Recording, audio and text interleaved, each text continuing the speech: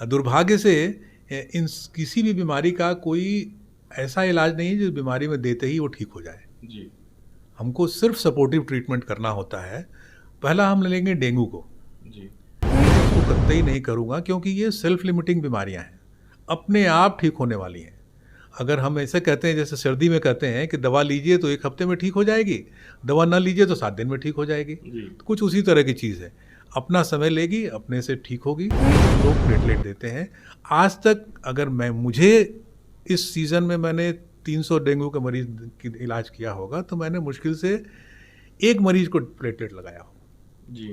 Platelet की ज़रूरत नहीं पड़ती, बहुत कम ज़रूरत पड़ती। स्थिति हो सकती है कि पेशेंट मौत के भी मुंह में जा सकता है। इसमें पहचान क्या है? शुरुआती 1 दिन 2 दिन में क्या पहचान है जिससे लोग तुरंत समझ सकें? ये तो बहुत मुश्किल है कहना, क्योंकि और विगत 6 महीने तक इतने औचक निरीक्षण किए गए, इतने सीएमओ बदले गए और इतनी कार्रवाई हुई कि मानिए कि स्वास्थ्य विभाग का एक अलग ही दशा और दिशा देखा जा रहा था। आज कि बीमारियों के बीच में डिफरेंशिएट कर सके। हर बुखार को एक तरीके से ना करें। बुखार के लक्षण के आधार पर दवा करने वाले, जो कि हम लोग MBBS MD में ट्रेनिंग दे देते हैं जी। लेकिन अगर कोई ट्रेंड नहीं है, वो हर बुखार को एक कॉकटेल से ट्रीट करता है जी।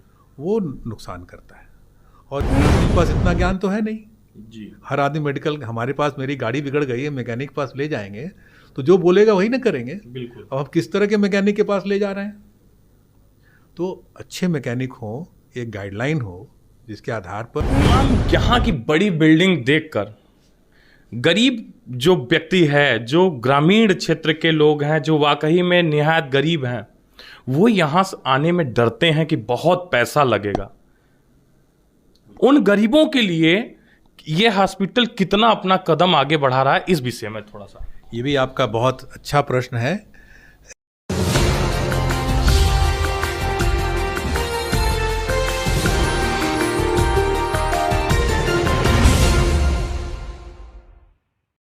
जय हिंद दोस्तों, नमस्कार, आदाब, प्रणाम, सत श्री अकाल। मैं अभी मौजूद हूँ वाराणसी के हेरिटेज हॉस्पिटल में और इस हॉस्पिटल में आने का एक विशेष उद्देश्य है। पूरे क्षेत्र में ही नहीं, पूरे प्रदेश लेवल पर देखा जाए तो रहस्यमयी बुखार इस समय बहुत ही ज़्यादा मात्रा में शहरों से अब ग्रामीण क्षेत्रों में निकल पड़ा है और लोगों को प्रभावित कर रहा है। जिसमें समस्या क्या हो रही है, वो बुखार जब आ रहा है तो पैर के, हाथों के तमाम जोड़ों में दर्द होना और उसके बाद प्लेटलेट डाउन हो जाना और कुछ भी, ये मतलब आप समझे कि टाइफाइड भी निकल जा रहा है, उसमें डेंगू का भी कुछ ऐसे पॉजिटिव मरीज निकल जा रहे हैं। तो इन सारी विषयों पर बात करेंगे। इसी हॉस्पिटल में मौजूद हैं मधुकर राय जी, डॉक्टर मधुकर राय जी। मैं उनसे बात करूंगा कि इस रहस्यमयी बुखार में वाकई में जो गरीब लोग हैं, जिनकी उपचार जो बनारस आने में हिचकिचाते हैं और वो उनके उपचार के लिए वो तमाम जो है ग्रामीण गांव में जो छोटे छोटे क्लिनिक हैं उनका प्रयोग करते हैं, उनके यहाँ जाते हैं, उनके यहाँ दवा लेते हैं, जिससे काफ़ी समस्या का भी सामना करना पड़ता है उन ग्रामीणों को। उस विषय पर चर्चा करेंगे और हॉस्पिटल द्वारा क्या सुविधा विशेष गरीबों के लिए यहाँ पर है, ये भी जानने का प्रयास करेंगे। क्योंकि आप देख रहे हैं कि बड़ी इमारत और बड़ी बिल्डिंग केवल बड़े लोगों के लिए है या फिर वो गरीब तबके के लोग भी इस हॉस्पिटल में आ सकते हैं, ये विशेष चर्चा करेंगे मधुकर राय जी से। और यहाँ के जो भी मैनेजमेंट के तरफ से होंगे उनसे बात करने का प्रयास करेंगे कि यहाँ पे गरीबों के लिए क्या विशेष सुविधाएं उपलब्ध हैं। बने रहिएगा आप मेरे साथ। जैसा कि हॉस्पिटल हेरिटेज के बारे में तमाम चर्चा करते करते मैं आ चुका हूँ मधुकर राय जी साहब के पास, जो यहाँ के काफ़ी फेमस नेम और काफ़ी फेमस इस हॉस्पिटल के लिए माने जाते हैं।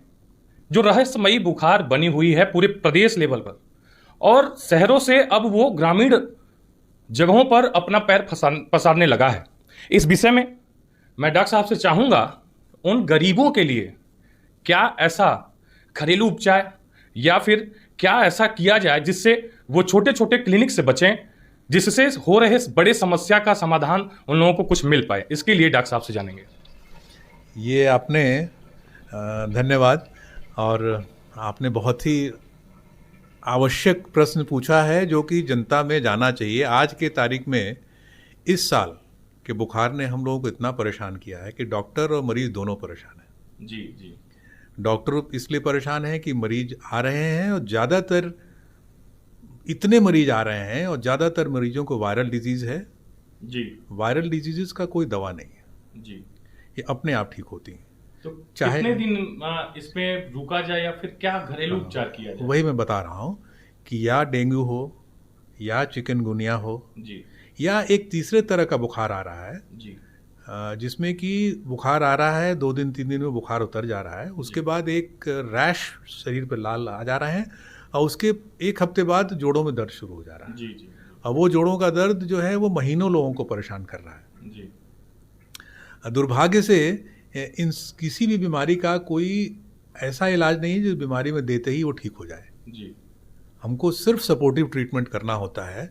पहला हम लेंगे डेंगू को।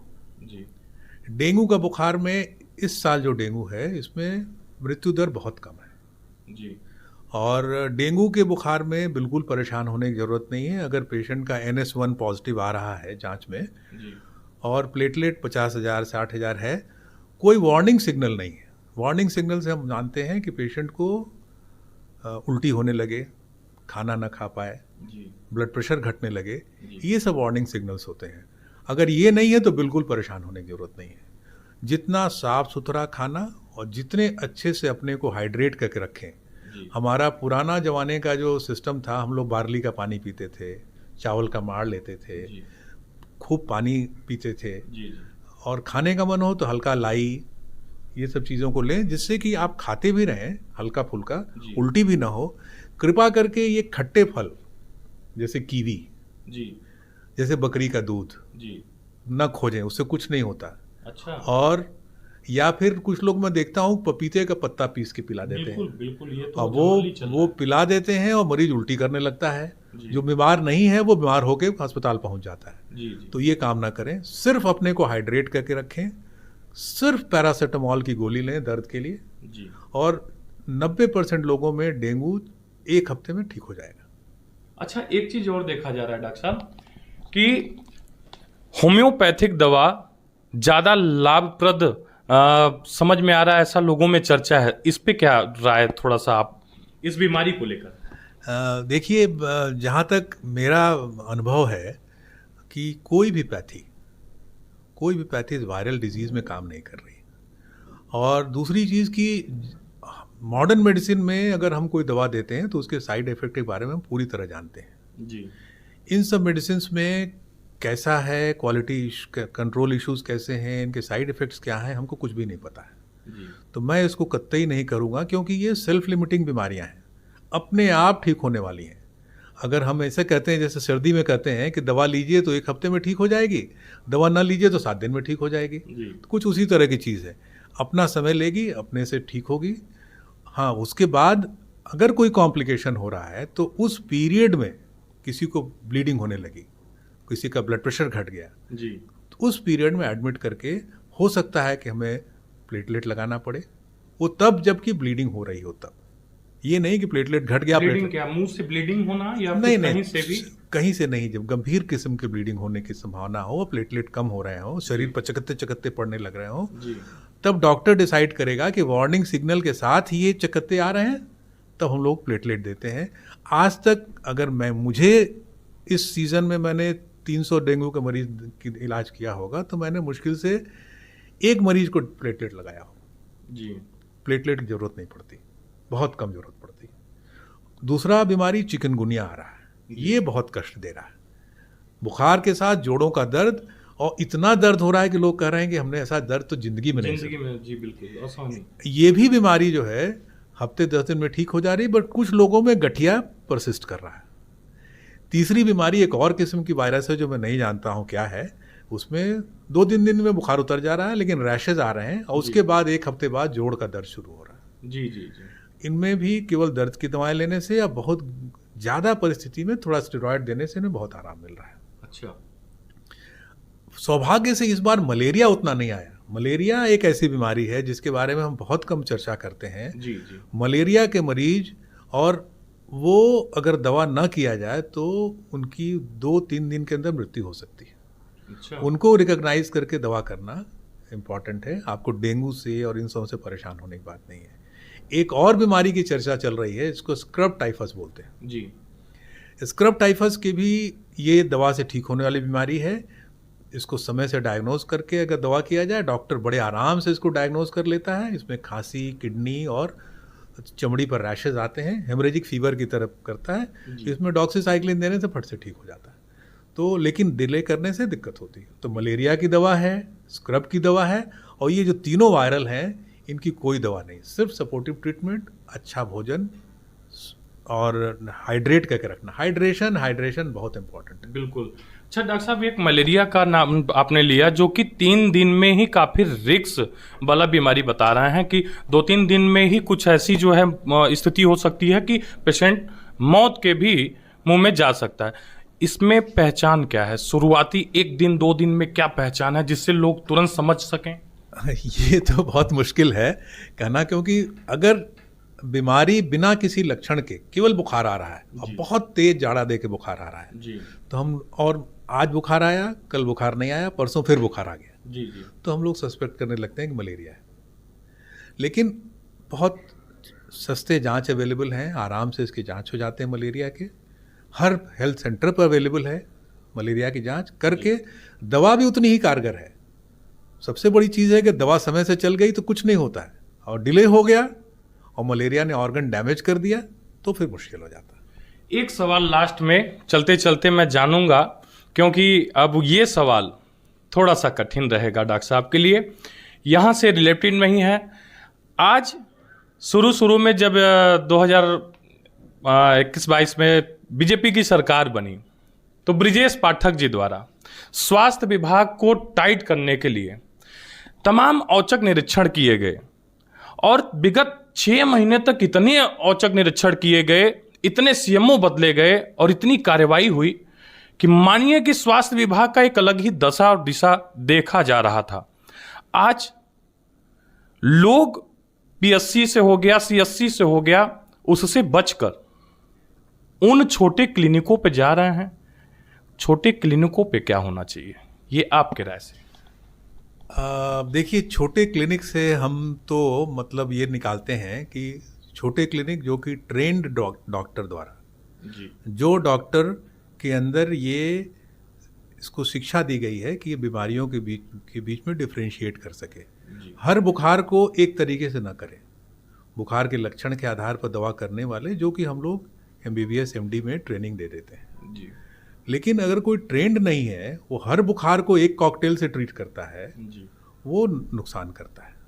और जिस डेंगू के मरीज का टोटल खर्चा 200 रुपये आना चाहिए, लोग लाखों रुपए खर्च कर देते हैं। जी, तो ये तो एक बहुत बड़ा मसला है कि कहाँ कैसे कैसे कंट्रोल करेंगे आप इसको। बिल्कुल यही समस्या आ रही है कि लोगों का जो 200 रुपए का खर्च है वो कब 20,000 में परिवर्तित हो जा रहा है छोटे क्लिनिकों पे। अच्छा, लोग इसको समझ भी नहीं पा रहे हैं डॉक्टर साहब। लोग कैसे समझें? आप हमारे पास डॉक्टर समझ के आएंगे जी, और मैं आपको जो बताऊंगा वही आप करेंगे ना।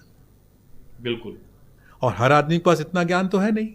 जी, हर आदमी मेडिकल, हमारे पास मेरी गाड़ी बिगड़ गई है, मैकेनिक के पास ले जाएंगे तो जो बोलेगा वही ना करेंगे। बिल्कुल। अब आप किस तरह के मैकेनिक के पास ले जा रहे हैं? तो अच्छे मैकेनिक हो, एक गाइडलाइन हो जिसके आधार पर इन्हीं लोगों को ये दवा करने की इजाज़त दी जाए, जी, तो ये एक अच्छी वो होगी अगर ऐसा किया जाए तो। या फिर सरकारी अस्पताल जहाँ ट्रेन डॉक्टर्स हैं, वहाँ डॉक्टर पूरी तरह अवेलेबल रहें, इस पीरियड को इमरजेंसी की तरह घोषित करके, बिल्कुल। और उस पीरियड में कुछ लोग एक्स्ट्रा काम करें और मरीजों को एक स्टैंडर्ड ऑफ केयर दें, तो भी अच्छा रहेगा।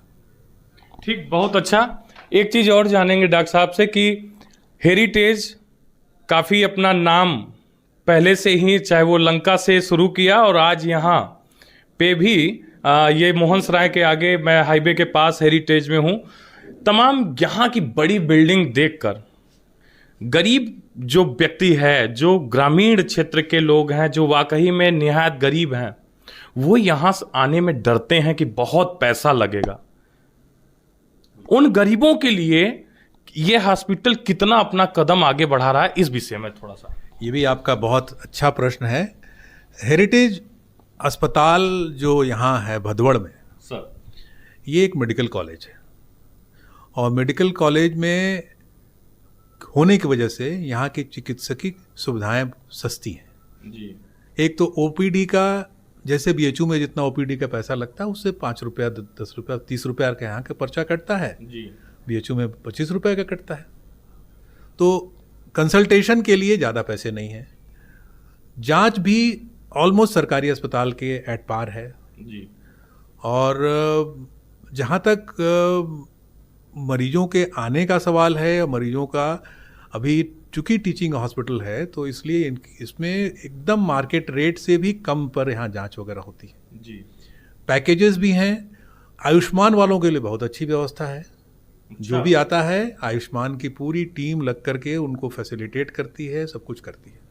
तो ऐसा नहीं है कि बहुत महंगा है। हाँ, ये है कि प्राइवेट हॉस्पिटल में जब आप स्पेशल तरह के जांच कराने लगते हैं, स्पेशल तरह की दवाएं होने लगती हैं या आईसीयू में जाना पड़ता है। अब एक सरकारी अस्पताल में ऑक्सीजन फ्री मिल रहा है। जी बिल्कुल। यहाँ अगर हम एक मरीज को 24 घंटे ऑक्सीजन लगाएंगे तो मेरा 800-900 रुपया तो ऑक्सीजन में लग जाएगा। बिल्कुल। और मुझे सरकार कोई सब्सिडी तो देती नहीं। तो हमें हर चीज़ खरीद के मरीज को देना है, हमें कोई सब्सिडी नहीं। तो हमारे दाम थोड़े ज़रूर होंगे ज़्यादा, फिर भी कोशिश ये की जाती है कि गरीब मरीजों को जेनरिक दवाएं दी जाएं जो बहुत सस्ती हैं, यहाँ से अवेलेबल हो। आयुष्मान की सुविधा दी जाए, डॉट्स की सुविधा दी जाए और जांच को जहाँ तक हो सके सस्ता से सस्ता करके रखा जाए। अच्छा, ये सीधा सीधा इसमें देखा जाए, इसमें मतलब देखा जाए कि ये कॉलेज होने के नाते आप लोगों को एक अच्छी सुविधा यहाँ मिल सकती है, क्योंकि वही बच्चे यहाँ कार्यरत भी हैं, वो सीखते हैं, वो कार्य नहीं करते, उनको वो सीखते हैं।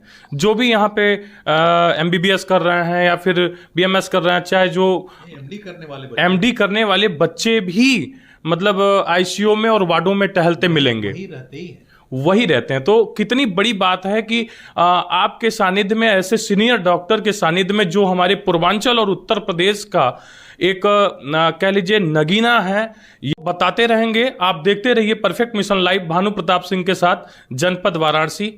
जय हिंद दोस्तों।